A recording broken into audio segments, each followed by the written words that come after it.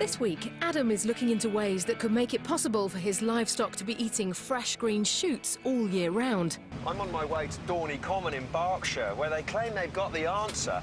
They say they can grow fresh green animal fodder 365 days of the year, whatever the weather. Sounds too good to be true. And it all happens behind the walls of this large shed. I've come to meet Howard Campion to find out how it's done.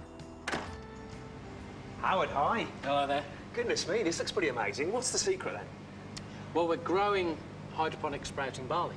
And hydroponics is no soil. So it's all layered in these shelves, but it's growing just a mat on water. Exactly. So we lay the seed straight into the tray, and then 7 days later we've got this beautiful, healthy root mass and shoot. How does it grow so quickly? Are there lots of sort of tricks to the trade? One of the main tricks is keeping the environment that we're in as closely controlled as we can. Less than 21 degrees, really keep it controlled on the humidity. Is it quite an expensive process? No, it's not. It's 5.5 pence a kilo on average, because the electricity, it grows in the dark, and the water is constantly recirculated. And you're talking about £55 a tonne? Yes. That's pretty cheap, isn't it? I mean, concentrate animal feed is well over £200 a tonne now. Well, it is, and in many cases higher than that. Now, jolly old England grows a lot of very good grass out there. I mean, this is sprouting barley, so it's slightly different. Yeah. But, you know, really this is suitable for hot countries, isn't it? Well, it was invented for hot countries, but one of the key things why we brought it over here is in response to some of the droughts that we're getting in the UK at the moment. Doesn't matter what the weather's doing outside, midwinter, midsummer, every day in here, you'll get 1 tonne of sprouting barley. So, this is sort of 7 days on. Where does it all start? Starts down here.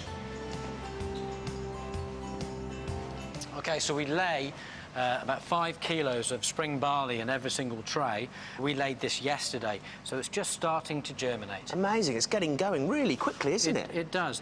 The grain takes water up by capillary action, and it really grows very, very quickly. And this is day 2 here? Exactly. So it's day 2, and the root mass, as you can see, is already starting to form, which is very important for the animals, and it's also important for harvesting, because anything that's too thin will break apart, but if it's a nice thick root mat, it's full of protein, full of fibre. So can we go and feed some to some animals? Yep, let's do it.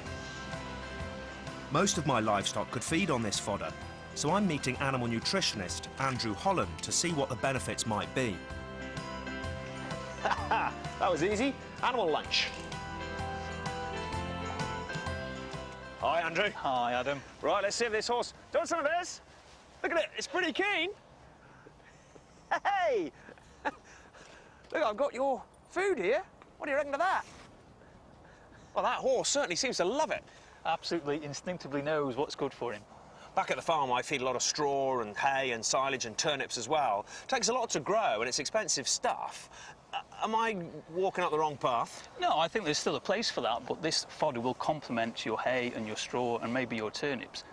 And essential vitamins and minerals and those sorts of things? It's all in there. There is a mineral content, there's manganese, there's copper, there's calcium. All those important basic minerals that that animal will need will be complemented through the fodder.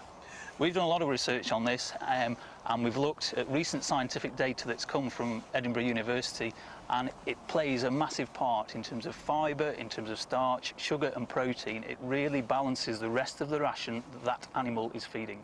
I suppose with the climate changing and lack of space, you know, it might be the future. Yeah, well, we Can I try a couple of slabs to take back to the animals at home? Yeah, I'd love you to.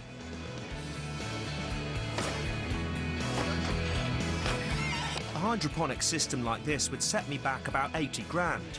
Back on my farm, it's time for a taste test. Oh, just see what my bull thinks of it. He's got straw in the rack here to go at. Come on then, see what you think of this. Suppose in the depths of winter, when all you've got is straw and a bit of hay to eat, having some lush green shoots must be lovely. Next week, I'll be testing out a new sheepdog on my farm, and I'm hoping she'll be good enough to become a new member of the team.